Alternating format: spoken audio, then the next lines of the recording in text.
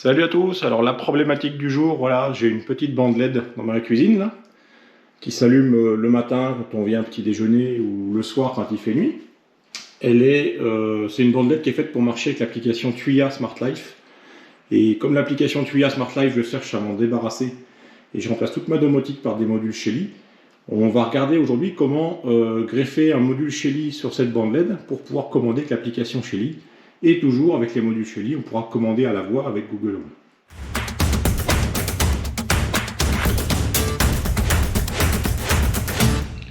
Alors, j'ai débranché ma bande LED. Donc voilà, j'ai une alimentation à transfo 220 volts, 12 volts. La prise jack qui va dans le petit module là-haut qui me permet de faire varier les couleurs.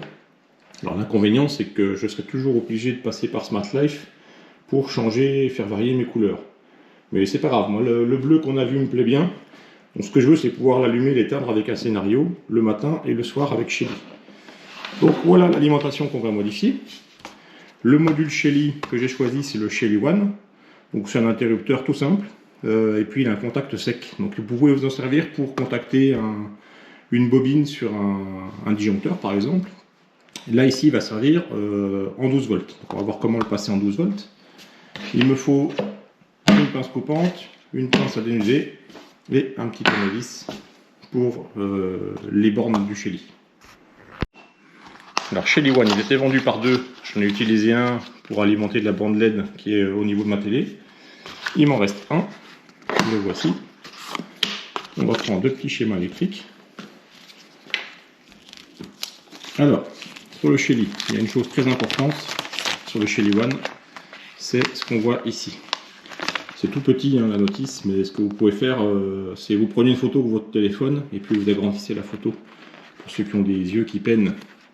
Voilà, donc il y a un petit cavalier dans le Shelly One qui se situe à ce niveau-là. On va enlever le petit bouchon. Voilà, ici il y a un petit cavalier à l'intérieur qu'on voit, il est sur les deux plots du bas. Donc les deux plots du bas, c'est fait pour fonctionner sous 220 volts alternatif. Nous, on veut le faire fonctionner, alors 220 volts alternatif ou 24-60 volts courant continu. Si on veut le faire fonctionner en 12 volts courant continu, on voit que le cavalier, il faut le déplacer sur les deux plots de droite. Donc on va commencer par ça. Alors les petits gars de Shelly, ils ont fait un super truc, sauf qu'ils vous demandent d'enlever le cavalier avec une petite pince à bec, là, mais c'est super fin pour y accéder. Donc ce que je fais, moi je l'ouvre comme une huître, là j'y vais doucement bien sûr. Vous voyez, il y a un clip là et puis deux à l'arrière. Donc vous y allez doucement avec un petit tournevis, on évite de toucher l'électronique avec les doigts. Et puis le petit cavalier en question, il est ici. Donc je le récupère, voilà, c'est vraiment tout petit. Hein. Et au lieu de le mettre sur les deux premiers plots ici, vous le mettez sur les deux au-dessus. Hop. Voilà. Et là, il est mis sur les deux plots pour pouvoir fonctionner en 12 volts. Et ensuite, on vient refermer le capot. Voilà. Et là, il est prêt à fonctionner en 12 volts. Sur le schéma du Shelly en 12 volts, alors on voit qu'il y a un plus, un moins, bien sûr. Comme c'est du courant continu, on a un plus, un moins. Alors attention sur le Shelly One, parce que ce qui était le neutre et la ligne, la phase en courant alternatif, ça devient le plus et le moins en courant continu. Ils ont inversé. Si on peut considérer que la phase c'est le positif quand on est en alternatif, ils ont inversé. Donc attention. Donc il y a bien le petit logo, plus moins, là, je ne sais pas si la caméra zoome bien. On a bien le petit logo plus moins indiqué. Ils sont rappelés sur le schéma. Et puis ensuite, sur le schéma, ce qu'on voit, c'est qu'on peut venir mettre un switch externe. Donc moi, c'est pas mon cas, je l'aurai pas. Et puis ma charge, elle est ici. Donc le petit schéma, ça représente l'interrupteur, le petit relais qui est à l'intérieur du Shelly. Et votre relais, donc, va contacter quand vous allez le commander par la voix ou par l'application. Donc ce qu'il faut vous dire, c'est que le 0, ça va aller à votre charge, c'est-à-dire que moi, ça va aller à mon module de commande des LED. Et puis le moins va revenir sur le petit 1 ici, enfin le input. Bon, avant d'attaquer l'opération de découpe du fil, là, un petit café obligatoire. C'est parti, donc on prend le fil d'alimentation. Donc là, il se présente sous la forme d'une petite prise jack, hein, donc les prises jack, comme ça. Le positif est à l'extérieur, le négatif à l'intérieur. Et puis dans le câble, ici, vous allez avoir deux fils. Donc on coupe le fil n'importe où on veut. Moi, je vais le couper ici. Ça fait toujours mal au cœur de couper un fil, mais bon. Voilà, on retrouve bien deux câbles à l'intérieur, c'est bien ça. Il y a un rouge et un noir, donc c'est le plus et le moins. Et ensuite, votre gaine qui protège, là, ben, on va l'ouvrir. Donc on prend un cutter. Il faut attention de ne pas couper les fils à l'intérieur, bien sûr. Voilà, on ouvre la gaine. Ensuite, vous l'ouvrez comme vous pouvez. Ah, les Chinois ont des petits doigts. C'est pas notre cas.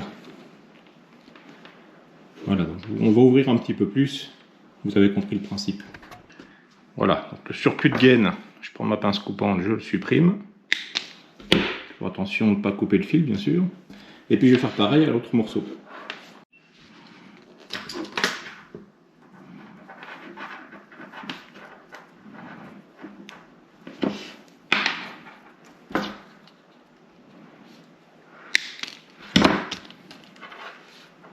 Voilà. Après, vous prenez une pince à dénuder. Alors, on va dénuder sur allez, 8 mm, ça doit être largement suffisant pour le chélis, même moins. On va se mettre à 5-6 mm.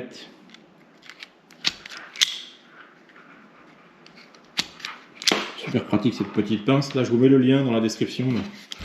Si vous voulez commander la même. C'est une pince qui est super pratique. En plus, dessous, là, il y a un petit coup de fil, donc vous pouvez aussi couper des fils de petites sections. Si vous n'avez pas de pince coupante sous la main, ça peut être bien pratique.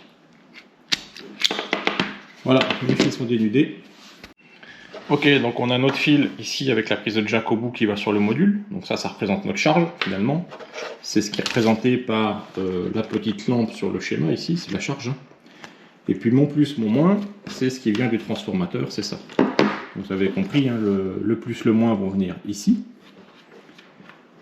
Alors si je ne me trompe pas, le plus est là, donc le plus, le moins comme ça. Et puis sur la charge, input, output, on va mettre le plus sur le 0 puisque c'est la sortie, et le i sur le input, c'est le retour de lampe. Si je suis le schéma chez Lee, c'est bien comme ça qu'il faut câbler. Et au niveau des sorties ici, donc je rappelle c'est un contact sec, c'est-à-dire qu'il n'est pas alimenté. Donc voilà, on voit que la charge est représentée par une lampe ici, un rond avec une croix ça représente une charge. Ce qu'il faut, comme c'est un contact sec, c'est venir alimenter du 12 volts. Ça veut dire qu'on va repiquer un plus sur le N pour venir alimenter le 0 ou le 1 comme on veut, hein, c'est un relais, on met dans le sens qu'on veut. Moi je vais mettre le positif sur le 0 et le négatif sur le 1. Comme ça, ma bandelette sera bien alimentée en 12 volts ici, et puis va revenir en moins ici. Donc pour faire mon petit pontage, pour alimenter en plus en moins le relais sur le chélis, comme j'ai beaucoup de fils ici, je vais couper un morceau de fil, et puis ça va me servir à faire le petit pont.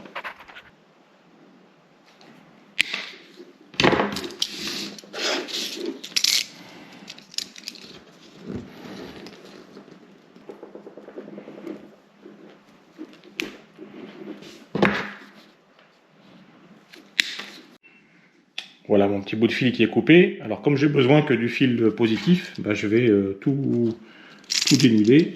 Enfin, je vais retirer plutôt la gaine. Ce qui m'intéresse, c'est de garder seulement le fil rouge. Voilà. Et je peux faire mon petit pont de plus avec ça. Le fil vert sur le bouton vert, le fil rouge sur le bouton. Voilà, mes fils sont prêts, il n'y a plus qu'à les assembler. Alors plutôt d'entortiller deux fils ensemble, ce que je vais faire c'est utiliser des petites cosses à sertir comme ça, là, avec la pince qui va avec. Je vous mets un lien dans la description si vous voulez utiliser le même matériel, c'est super pratique. Ça permet d'assembler un fil ou deux dans une cosse comme ça qu'on va sertir. Donc déjà les fils ne bougent pas, puis ça permet de faire un truc propre pour venir se mettre dans les borniers du chélis. Alors on va commencer par assembler la borne positive d'alimentation du module avec le petit pont positif qui ira sur le relais. On met une cosse à sertir et puis pour sertir vous prenez votre pince et c'est serti, ça ne bouge plus. Ça ira sur le relais directement et ensuite j'ai mon fil qui va revenir de mon module, donc je vais mettre le négatif avec le négatif du 12 volts.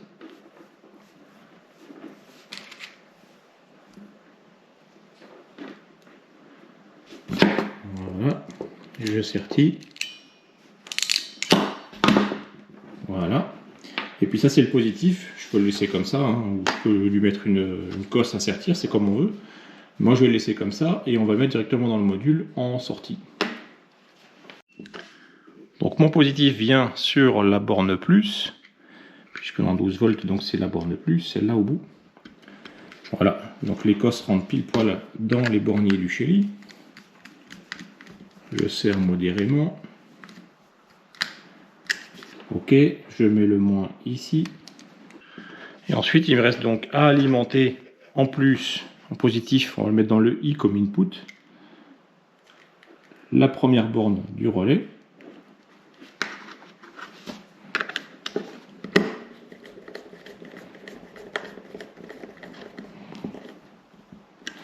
Et puis, je ressors du relais avec le fil rouge qui va aller alimenter le module de LED. Voilà, donc c'est ma borne O comme output. Et voilà, normalement on est prêt. Donc si je résume, alimentation 12 volts, je viens alimenter avec du 12 volts mon module, plus, moins. Le plus vient alimenter le relais du Shelly.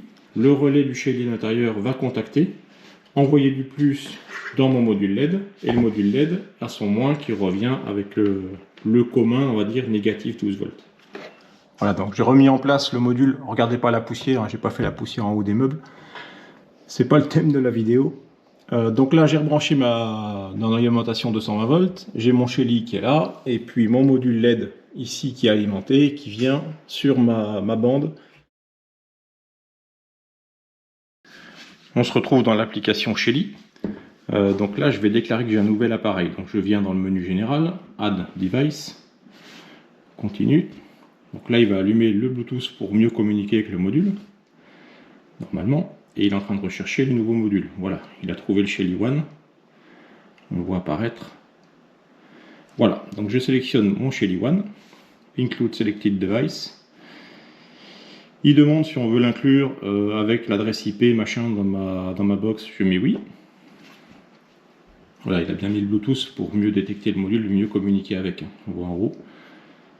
Connexion à l'appareil, se connecter. Donc là, il est en train de relier votre appareil au Wi-Fi de la maison. Alors à partir de là, on peut modifier le nom du module. Donc au lieu de Shelly One, on va l'appeler. Vous mettez ce que vous voulez. Hein. On peut mettre. Moi, je vais appeler ça ambiance.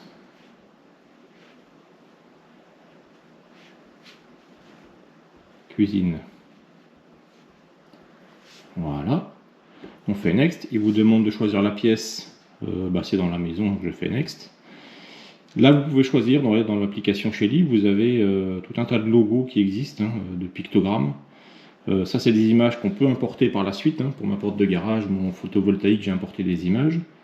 Ce qui se rapporte le plus à ce que je viens de mettre, c'est plutôt une lampe. Donc je vais mettre le picto de la lampe. Et je vais faire Done. Donc là, il est en train d'intégrer mon module Shelly dans ma pièce maison. Voilà. Le device a été ajouté avec succès. Donc je viens en bas. Voilà, je retrouve tout ce que j'ai dans ma maison. Hein. Mon Shelly Motion, donc c'est mon détecteur de mouvement. Ma lampe salon, ma lumière télé, donc c'est aussi un Shelly One, il va falloir que je change l'image. Et puis j'ai mon ambiance cuisine sur lequel il est en train de se connecter. Alors là, ce qu'il nous dit, c'est voilà, le unsupported firmware version. Please update your device. Ça veut dire que la version firmware qui est dans le device n'est plus à jour, donc il vous demande de la mettre à jour. Donc on va commencer par ça, bien sûr. Il va mettre à jour la configuration du Shelly suivant les du dernier software à jour chez Shelly.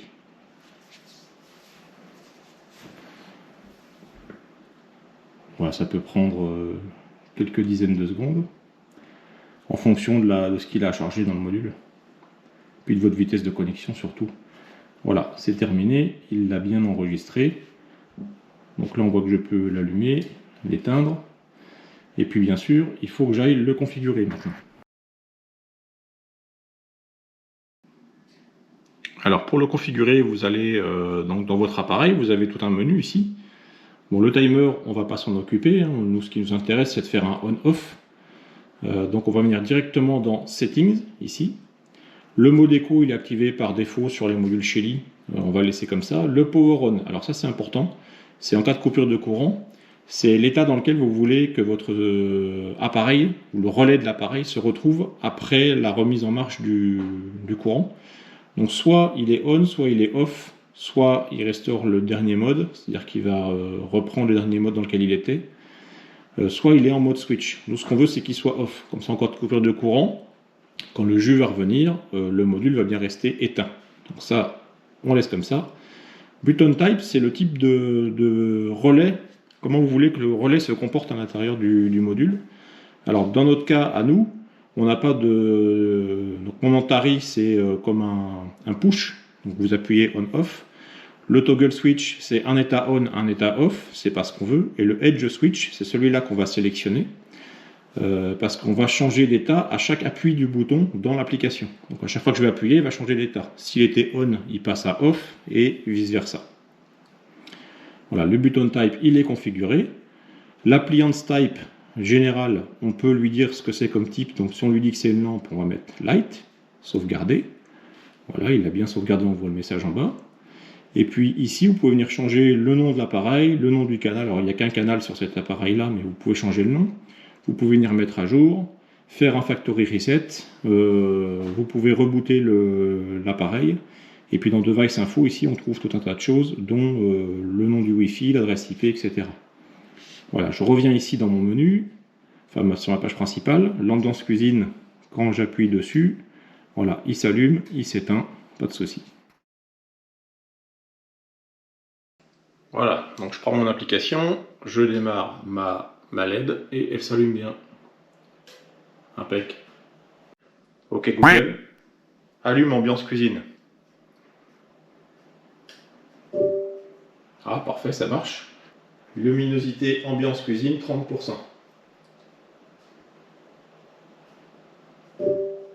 Voilà, ça marche. Luminosité l'ambiance cuisine 100%. Ok Google, éteins ambiance cuisine. Voilà, donc ça marche bien avec l'appli Shelly, avec Google. Tout est bien branché, impeccable. Voilà, donc ça fonctionne bien comme prévu. N'hésitez pas à mettre un like si la vidéo vous a été utile, à vous abonner à la chaîne et je vous dis à bientôt. Ciao!